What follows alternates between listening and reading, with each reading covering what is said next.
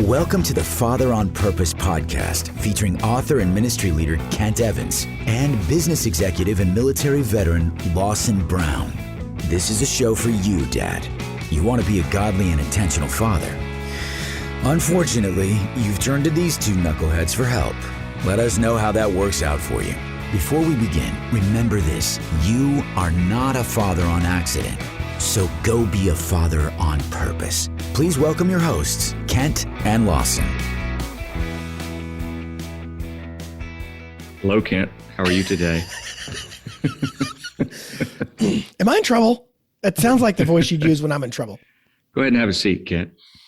So, Lawson, you can just start talking about whatever you want to talk about, and then I'm going to demonstrate. Why? Because you're going to do something. You just interrupted me. I knew it. And I did not want to be the first to start talking because I knew that's what you were going to do. Man, I know you too well. Doggone it. I knew you probably woke up this morning going, I cannot wait to just interrupt him over and over. I'm going to pounce on him like a lion in the Serengeti. Like a spider monkey. Like a spider monkey. Today's episode is entitled, even though they don't always have like an official title, today's episode is entitled The Power of Interruptions. I like what you did with that, because that's not how it started, but there can be value there. There certainly is value in interruptions. If we're talking about our children, who we love dearly and we will do anything for, and no matter what we're working on, when they need our time, we absolutely always drop everything we're doing and take care of them. Man. With a happy heart. With a happy heart on the inside. I know that daddy's outside say, why have you interrupted me for the 19th time this hour? But on the inside, I have a happy heart. I think it's interesting when you look at the idea of interruptions. And one of the things that kind of wars against us is this, I call it Western. I'm not sure that it's uniquely American or Western, but it's this mentality that if I'm on a mission, right? If I'm a leader and I'm going to get it done guy, then I just can't be distracted. I got to eliminate all distractions and I got to go. And I'm straight. And sure, there is absolutely some wisdom in not allowing certain things to distract us if we're headed to an objective, right? Jesus said, for the joy set before him, or in Hebrews we hear, for the joy set before him, Jesus endured the cross. Like he had a mission. He was headed to the cross, and he knew increasingly that was the big plan. God had revealed that to him. He knew. But along the way, Jesus was interrupted hundreds of times. And one of the things I think that we get out of balance a little bit is that sometimes our mission should include interruptions. And here's what I mean by that is, if I'm a dad trying to disciple my kids, I cannot always predict when those moments will jump out and get me. Those moments may come on the car ride to pick up something at the grocery store, right? Or those moments may come on an evening when they come home after something at church and they have something on their mind or their heart. And so for me, interruptions are not a distraction from the game plan. Interruptions as a dad are in fact part of the game plan. Yeah, that's not easy to remember or implement sometimes. But listening to you just then, I remembered when our oldest, Abigail, was younger. So we have two daughters, Abigail and Olivia. Olivia is the youngest. And as a young kid, she was just 90 miles an hour, talking. And you always knew what was on her mind. You never had to have a quiet moment, sit down. If she thought it, if she felt it, it was out. Abigail was maybe a little more pensive, a little more introspective at the time as a younger kid. And not that we would intentionally necessarily go create these moments because they had to happen naturally, but in her own time, in her own space, Abby would open up, and we would have some special conversation. But it, generally speaking, was not when we said, hey, Abby, let's sit down and talk. It usually happened kind of spontaneously with her. And so we had to be sensitive to those times where an interruption may happen, because that's when it was happening with her, and so we kind of learned that over time and became a little bit better, but it doesn't happen naturally. In fact, I still struggle a good bit with everything is, for me, planned. I mean, I said that too strong. My wife would be laughing. It's pretty planned. My calendar records everything. I'm very, very OCD about the space throughout the day. And, it holds obligations and meetings and call reminders and to-do slots. And so for me, natural interruptions that just come are like, I don't know that I deal with them as well as I should. Well, and to some degree, hasn't that capacity to schedule your time intentionally probably helped you in your career? So like at work, sometimes that ability to say, hey man, I'm planning my days. I might even plan kind of open office hours in the afternoon when interruptions are welcomed. But that ability to plan your day probably has catapulted your career, right, Lawson? I had a boss once back when I was in Louisville, back when I worked for the chamber. And back when you lived in God's country. Oh, I do miss parts of it. That was very, we're pretty happy right here. Let me tell you. Good grief. He had, call it, I don't know, 7 or 8 of me who each had, a team or a department or whatever. Everybody was busy. He certainly had reason to be busier than me or than any of us.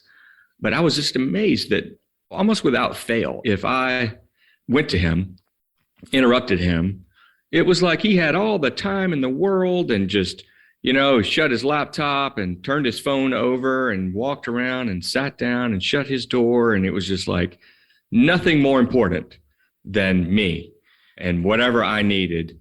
And he taught me a big lesson in how valuable that is in a business setting or in any setting, to give someone your full attention. And I over time got to know him a lot better and just learned from him, like, how in the world do you do this? You have every right to be triple as busy as me, but it never seems like it. And it was because he was on purpose about it, and now we didn't just sit around and look at our watches and go, gosh, we've just been shooting the breeze for 2 hours. He did manage and control that to a degree, but I envied and learned from him that ability to do that. And some of it is, I don't remember who wrote the book, but there's a book called Margin. Do you know what I'm talking about? Have you ever? No, I haven't had time to read it. That's hilarious. Well, then I'll make it short and quick. Okay, Kent. I know what short meant there. I understand. Yeah, I know. But it was about building into your life the ability to have some buffer time. Yeah. Well, so it's interesting, like certain jobs by definition are jobs of interruption. So for example, if you were an EMT, if you were an EMT, your whole life is to be ready to be interrupted. Like you're sitting at the station, cleaning off the car and you're like putting the oxygen tanks back where they belong and all that. And then the siren goes off and the call comes in and you don't go, oh, come on. Couldn't she wait to have a heart attack until a few minutes from now? I'm really busy cleaning the vehicle. No, in fact, you signed up for a job where interruptions are the job. That's and you're spending your days and your nights prepping to be interrupted. And I think that kind of like mindset is a much more healthy mindset for most dads than like, it's almost like there's a switch where at work, there's a high degree of planning and efficiency that comes with, especially with Western or kind of white collar type jobs, where even blue collar jobs where you're building something and you're working with your hands, you got to get so many things built every day. And being interrupted is a negative. Any downtime on the line, any parts that aren't there on time, those kind of interruptions are super unwelcome. And then in white collar jobs, you got schedules and budget meetings and things that happen. We tend to take all that stuff that works for us at the job and we try to map it on our family where everything is scheduled and everything's in rows and columns.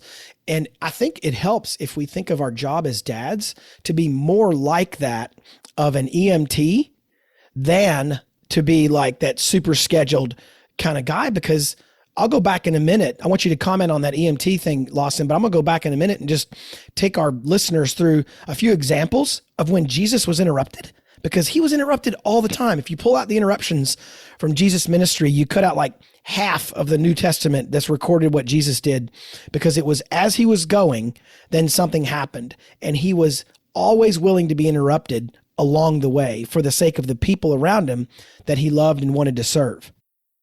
Yeah, I saw in the show notes you put that article in there. I want to hear more about what I didn't see it in time to go deep with it. But while you were just explaining the EMT, I thought of that. I wondered, Jesus, while teaching, or I've always had this, well, frankly, a little bit of envy of the disciples and them getting to go fishing and just sitting around the campfire, talking with him. But it was like, no matter what he was doing, the most important thing could be trumped immediately by someone in need. Oh, yeah. And so when you were talking about EMT, that was what he did. He came to spend time seeking the lost and the sick. And so while he's walking through towns, while he's teaching, someone voices a need or he spotted something, it was like the show stopped. And I won't go into a whole lot of this, but there's recently, depending on when this has been released, there was a real tragedy in a concert where people got trampled and suffocated and died. And the artist with the microphone did not stop things. I happened to be this past weekend at a concert as well, completely, totally different. And something did happen in the crowd and the artist noticed it. And he stopped singing, stopped the show, called the crew guys to get full bright lighting on, and made sure that person got taken care of. And I thought, first of all, I love this artist, and you can get glimpses of how real a person is through interviews and stuff like that. I just think he's a real person. But in that moment, I thought that guy's priorities are right, because he didn't just kind of half-heartedly point, but keep the show going. It was like, stop everything. We have a much more high priority. And listening to you talk about EMT and then seeing this article about the hundreds of times that Jesus came here for interruptions. His life was about looking for them. And I think we can do a better job as dads too. You can't create spontaneity, but you can be more ready for it. Well, and what's interesting about this, as you study the life of Jesus and the interruptions, you find that two things were true that a lot of guys would say are mutually exclusive, but they're not. Number one, Jesus was on a mission. He had a thing to do that was extremely important, the most important mission of all time. So he was mission driven. So a lot of guys will say, well, I can either get my mission accomplished or I can be open to being interrupted. Well, somehow Jesus was able to do both. He didn't just come down and go, all right, guys, look, I don't know what I'm going to do for the next 3 years. Anybody got any ideas? That's not how he came at it. When he was on the mission, but his mission was people. And I think that's where the duality really lives, right? The idea that I can be on mission and be willing to be interrupted frequently must mean that my mission has something to do with the people who are interrupting me. So as an example, we see in Matthew 8, it says, now when Jesus had entered Capernaum, verse 5, a centurion came to him, pleading with him, saying, Lord, my servant is lying at home, paralyzed, dreadfully tormented. So not only was Jesus being interrupted, he was being interrupted by, quote unquote, the enemy, right? He wasn't just a Jewish guy who came up to him in this case, who said, hey, Rabbi, help me out. It was a centurion, which, later, one of these centurions, they're going to nail him to a cross. And the occupation by Rome and the control by Rome was not welcomed. And so not only was Jesus willing to be interrupted, he was willing to be interrupted by really anybody, even what some would have called an enemy. And Jesus immediately said to him, I will come and heal him. And then the centurion says, I'm not worthy, just say it and it'll work. And Jesus marveled and said, I've not found such a great faith, not even in Israel. Isn't that interesting? If we go back in time, he gets interrupted by a Roman soldier, and then he compliments the Roman soldier's faith, and then he even compares it and says, this is faith even better than what I've seen in Israel. And, some of the Jews are probably like not super happy about that particular comparison. But later on, I won't go into all of them, but we see Jesus go into Peter's house, and Peter's mother-in-law was lying sick, and Jesus heals her. Jesus gets interrupted by the disciples. As an example, he's sleeping on the boat, and the disciples are freaking out. They interrupt him. The demon-possessed men, and also in Matthew 8, and he met 2 demon-possessed men, and it doesn't seem like he was necessarily going to see them. By a paralyzed man in Matthew 9. By Jairus and the woman with the issue of blood in Matthew 9. Just in 2 chapters, we can find 5 or 6 or 7 examples of people who interrupted Jesus. And not only did he go, all right, fine. What do you want? Yeah, you got my attention. And he sat the paper down. He put his iPhone down. That's not how he related to these people. So I guess the question for us as dads, Lawson, is what mission are we on as a dad that is more important than the interruptions of our children?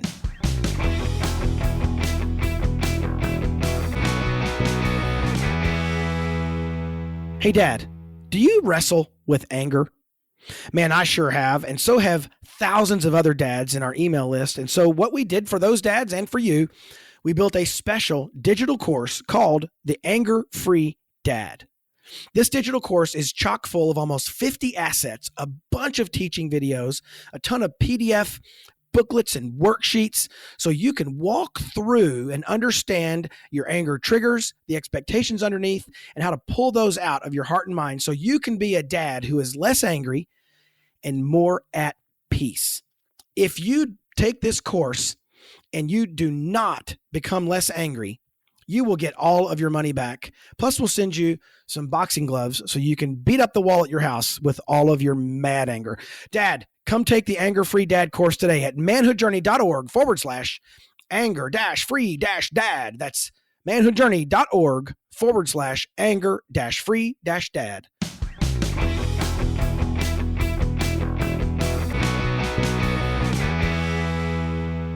Yeah, I feel like if I had been one of the disciples, I would have been the guy that would have said, like in Matthew 19, when the little children were brought up and they come running, and Jesus says, let them come to me. Like I could see him waving his arms, like just kids just come running.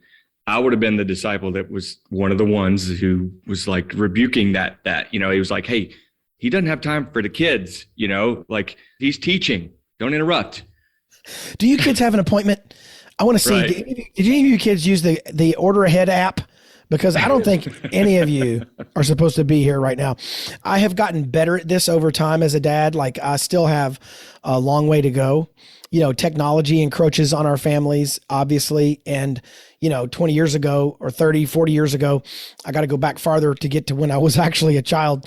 My dad didn't have a mobile phone to distract him all the time, but he had television, he had the newspaper and things. Not that he was distracted. That's not why I'm saying it. I'm just saying there were probably fewer things in his life that encroached upon him, at 7 or 8 o'clock at night when I find myself being interrupted. I'll tell you what I'm finding now as a dad of 2 boys who are now kind of out of the house. I mean, one's in college, and so not officially all the way out, but one's married and finishing up college.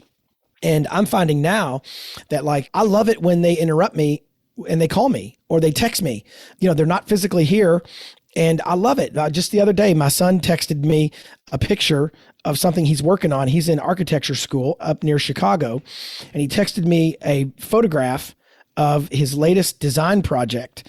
And I remember just seeing it and thinking, man, that thing is so cool. And I was so pumped that he sent it to me. I really enjoy these opportunities, even though this may not come through on the podcast, Lawson. That's what he texted me the other day, this diagram of a drawing that he did by hand of a space that he was sitting in. And I just thought, that's great. It's not a big deal. It's not like he went to a lot of trouble. It's a small interruption. And I think as a dad, the question is, like the EMT, is my heart set and my mind set that my job is to basically be preparing to be interrupted? Is that where my mind and my head is? And I think a lot of our kind of Western productivity type culture It's like, man, if it ain't planned, it ain't happening.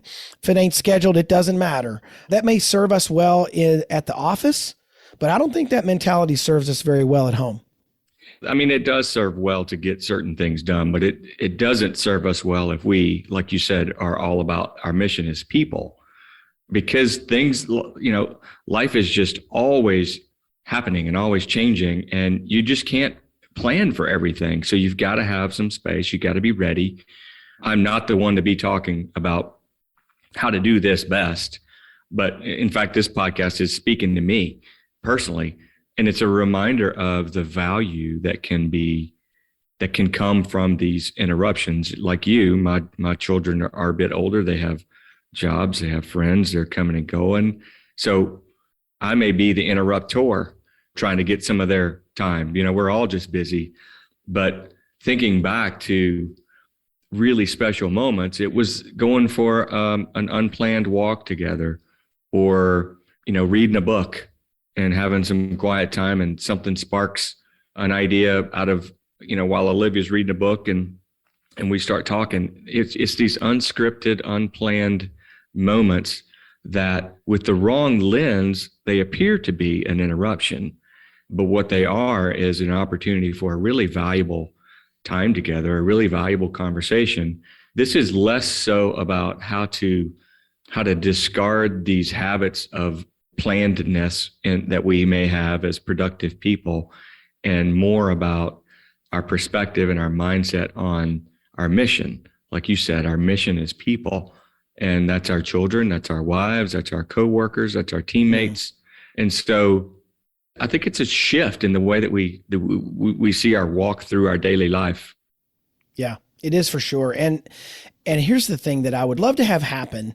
I would love to be the same guy in every setting and scenario, where I don't put on a face for a certain group or a face for another group. And here's what would be really sad. I don't quite work in an office anymore. The way, I work today is mostly in my basement, or even pre-COVID, I was working mostly in coffee shops, and I'd be meeting with, donors or partners or dads all the time. And so I'm usually kind of on the go.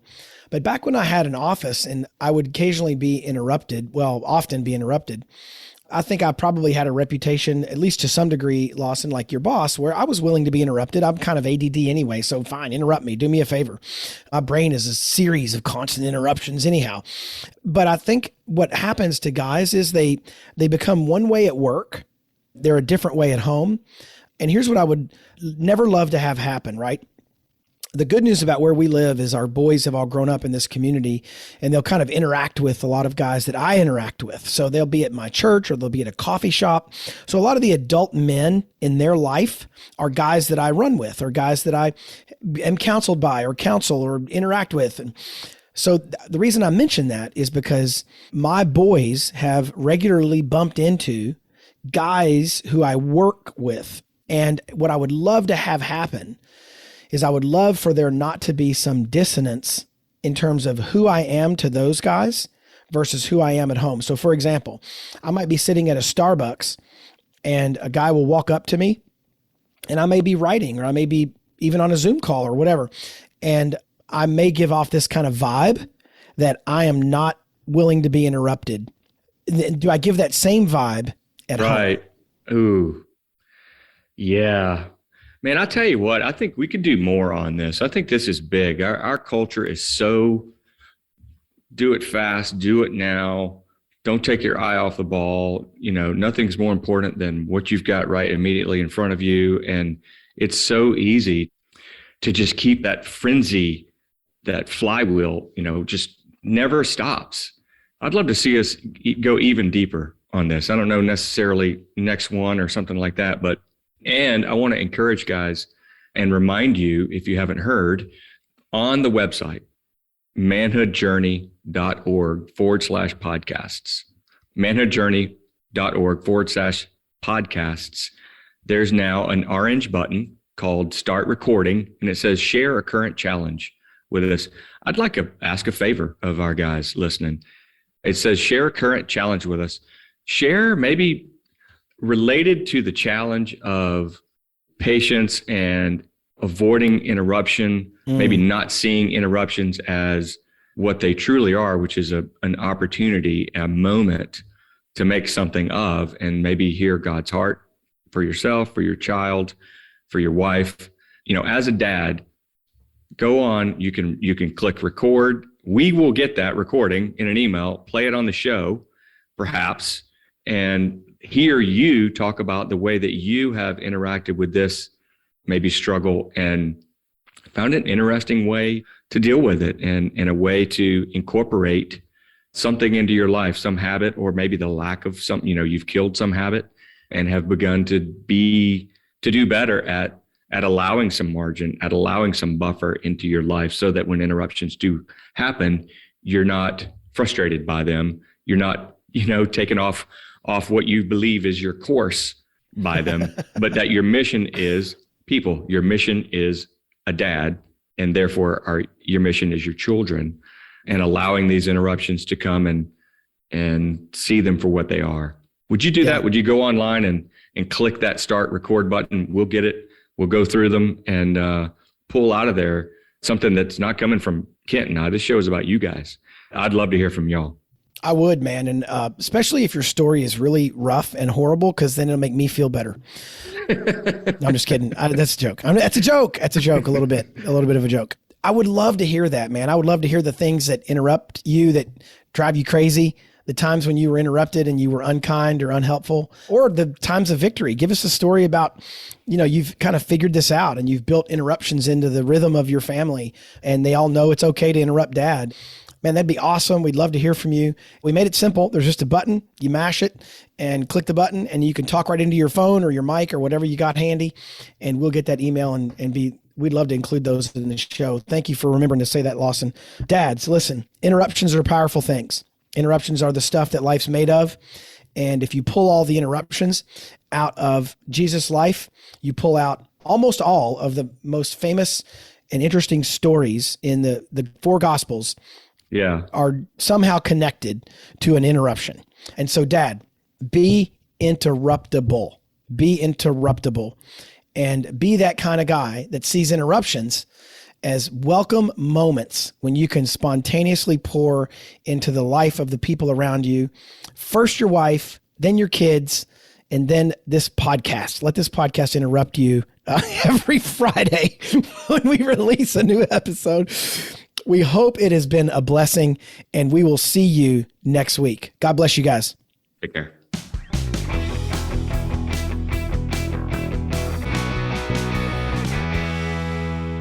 Hey, Dad, thank you for listening to today's show. If you found this episode helpful, remember, you can get all the content and show notes at manhoodjourney.org/podcast. And if you really liked it, please consider doing three things. Number one, share this podcast with someone. You can hit the share button in your app, wherever you listen to podcasts, or just call a person up and tell them to listen in. Number two, subscribe to this podcast so you get episodes automatically. That helps us as well to help dads find the show. You can do that through your favorite listening app, whatever that is.